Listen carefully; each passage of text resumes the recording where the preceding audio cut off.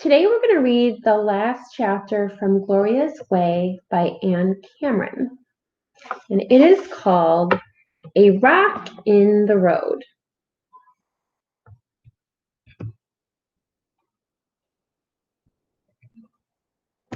I had a bad day at school. Afterward, I walked home with Letitia and Julian and Huey. I said, Julian, do you understand fractions? Sure, Julian said. Fractions are easy, Letitia said. The way she said it made me mad. Fractions are phony, I said. What do you mean phony? Julian asked. For instance, I said, 1/2 divided by 2. 2 can't go into 1. 1 is littler than 2. 2 can go into 1, Letitia argued. It seems to me it can't, Huey said.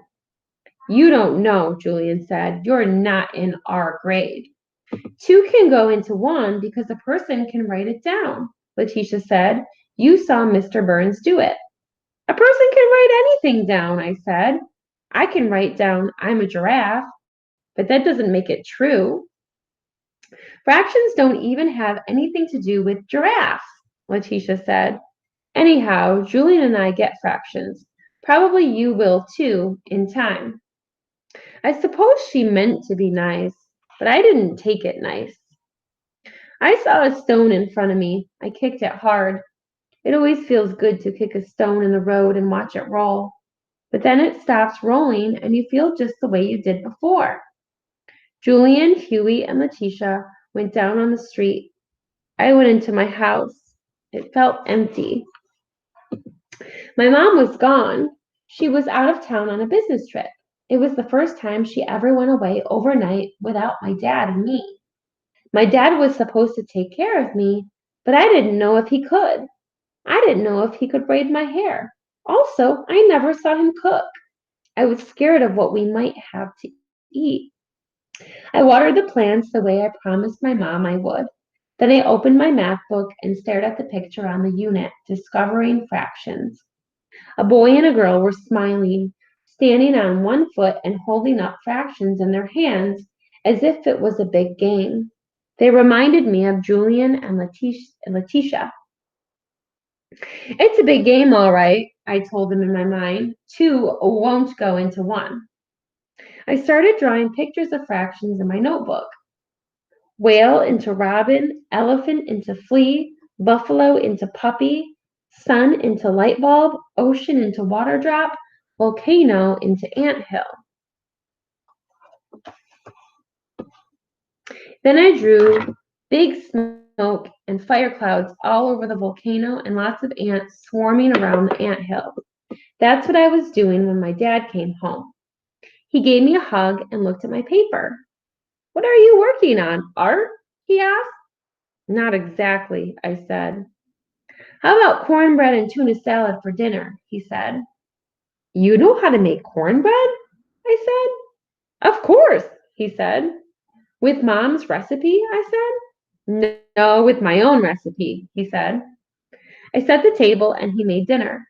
Nothing tasted the way my mom made it, but it tasted good. Do you know how to braid hair? I said. Of course, he said. Like Mom does? I asked. No, my way, he said. How did you learn it? I said.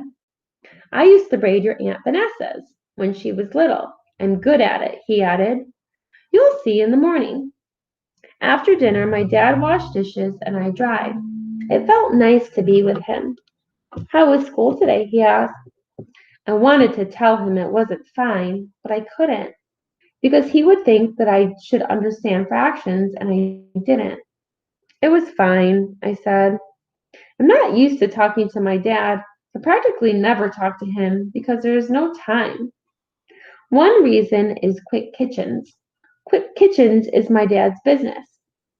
All day long, he works in other people's houses installing new kitchens. When he comes home, he is tired.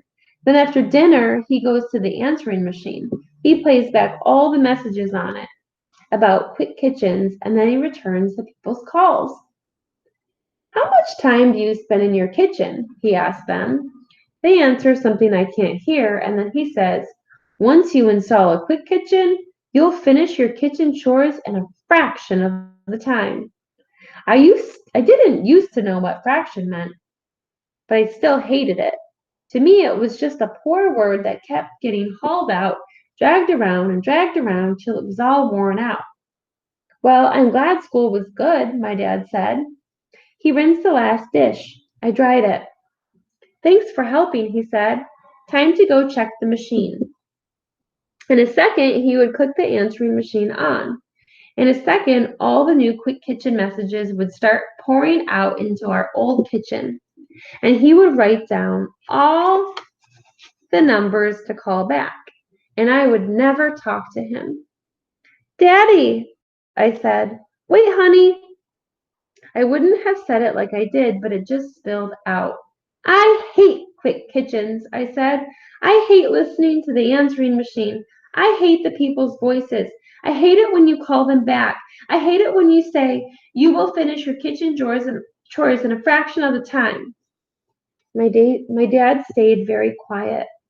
I was scared he was mad. Then he reached out and took my hand. I get sick of quick kitchens myself sometimes, he said softly. Let's you and me sit down and talk. We sat down at the kitchen table. I have to answer the calls, my dad explained. That's how I get new business.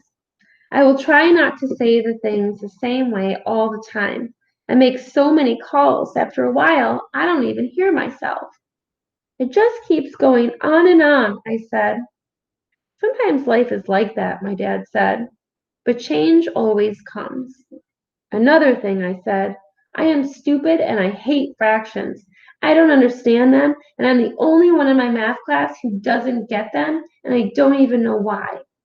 I put my head down on the table. My dad lifted it up. Gloria, he said, you're not stupid. Then why don't I get it?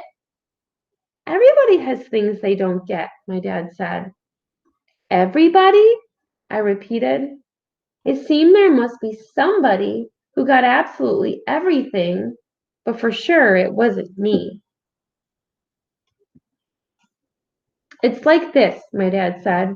Everybody's got a different road in life, and for a while you may go along your road just fine, and then all of a sudden there's a rock so big you can't get by. You can't climb over it, you can't go around it. All you can do is just stand and study it and think and think and think. And then all of a sudden you understand it. And then that rock disappears and you can move again. Julian doesn't have a rock in his road. Letitia doesn't have a rock in her road, I said. You don't know, my dad said. Everyone does at one time or another. It may not be fractions, but it will be something. Fractions is a rock that won't disappear, I said. Fractions is going to be the next 2 months at least. Fractions won't disappear, my dad said. But when you understand them, they won't be a rock in your road. They will be different. Just a pebble or a grain of sand that you'll pass by. What if I don't get it? I said. Is this. I got my homework notebook and I wrote 1/4. 4 cannot go into 1, I said. It won't fit. Think of it this way, my dad said. Think of that as meaning 1 of 4. Give me your right hand, he said. I did. And he held my index finger. This finger is 1 of 5, he said, correct?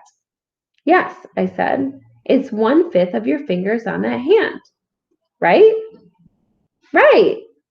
Now give me your left hand, my dad said, so I did.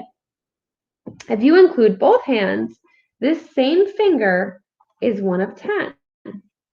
What part of all your fingers is it? 1/10, I said. Right, he said.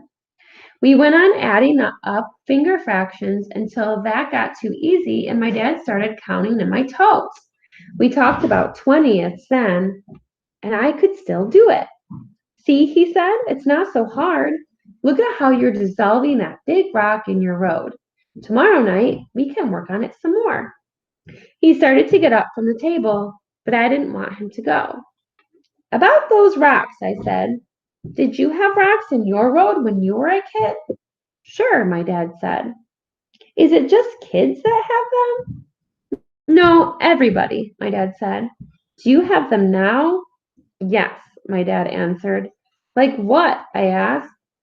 Quick Kitchens, my dad said. Quick Kitchens doesn't leave me time to spend with you and your mom. Quick Kitchens is a rock. But you're going to get around it, I said. I'm working on it, my dad said. I'm thinking on it. It will take time, but one day that great big rock in my road won't be there anymore. My dad got up. I thought he was going to start making calls, and maybe he was, but then he changed his mind. Maybe I'm pushing that rock too hard, he said, and maybe I'll get some new ideas if I take time off from all that pushing. Gloria, do you want to play checkers? Yes, I said, and I got the board out. We played 3 games, and I won twice. Then it was my bedtime. I got ready for bed, amazed how things aren't hardly ever the way I think they are. My dad came into my room. He kissed me goodnight. Daddy, I always thought you loved Quick Kitchens, I said. You really don't? And my dad said, I don't love Quick Kitchens. I love you. The end.